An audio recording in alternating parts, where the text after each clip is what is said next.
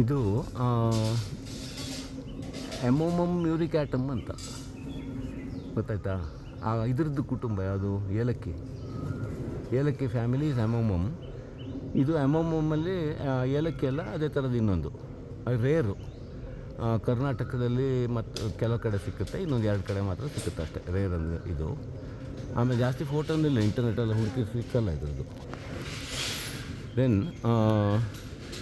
ಇದು ದಕ್ಷಿಣ ಕನ್ನಡ, ಆಮೇಲೆ ಇದಿದೆಯಲ್ಲ ವೆಸ್ಟರ್ನ್ ಘಾಟ್ಸು, ಅಲ್ಲೆಲ್ಲ ಕೆಲವು ಕಡೆ ಕಂಡು ಬರುತ್ತೆ ಇದು ನ್ಯಾಚುರಲ್ಲಾಗಿ, ಆಯಿತಾ?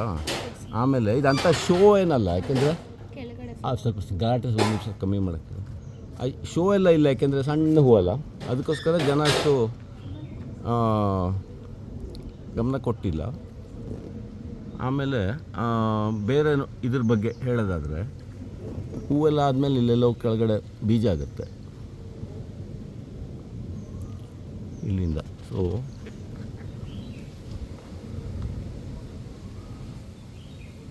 ಹೂ ಬರೋದು ಬುಡದಲ್ಲಿ ಇಲ್ಲಿಂದ.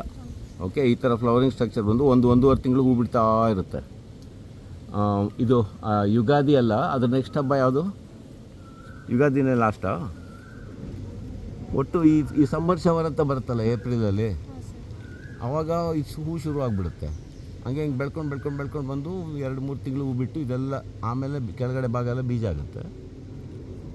ಮೇಲ್ಗಡೆ ಭಾಗ ಶುಂಠಿ ಎಲ್ಲ ಇದೆಯಲ್ಲ, ಶುಂಠಿ ಆಮೇಲೆ ಅರಿಶಿನ ಕೊಂಬು ಎಲ್ಲ ಇದೇ family, same group, ginger group. ಆದರೆ ಅವೆಲ್ಲ ಬೇಸಿಗೆಯಲ್ಲಿ ಈ ಭಾಗ ಒಣಗೋಗುತ್ತೆ.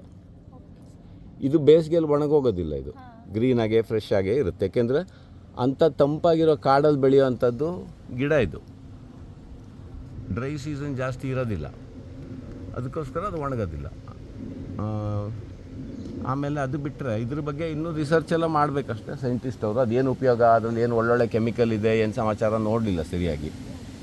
ಸೊ ಒಂದು ರೇರ್ ಪ್ಲಾಂಟ್ ಅಂತಲೇ ಹೇಳ್ಬೋದು ಕರ್ನಾಟಕದ್ದು.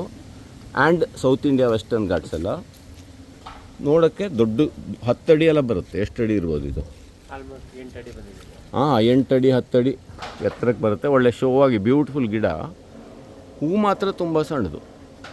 ಹೂ ಬಿಡುತ್ತೆ. ಹೂ ನೋಡಬೇಕಿದ್ರೆ ಹಿಂಗೆ ನೆಲದ ಮೇಲೆ ಕೂತ್ಕೊಂಡೇ ನೋಡಬೇಕಷ್ಟೆ.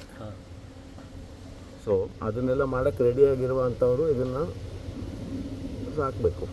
ಇಲ್ಲಿದ್ರೆ ಸಾಧಾರಣ ಗಾರ್ಡನ್ಗೆಲ್ಲ ಸುಖ ಇಲ್ಲ. ಅವ್ರಿಗೆ ಏನು ಇದು ಸಣ್ಣ ಹೂ ಏನು ಉಪಯೋಗ ಅಂತ. So that is about amomum muricatum. ನಿನ್ನನ್ನು ತೋರಿಸ್ಲಾ? ಬೇಡ.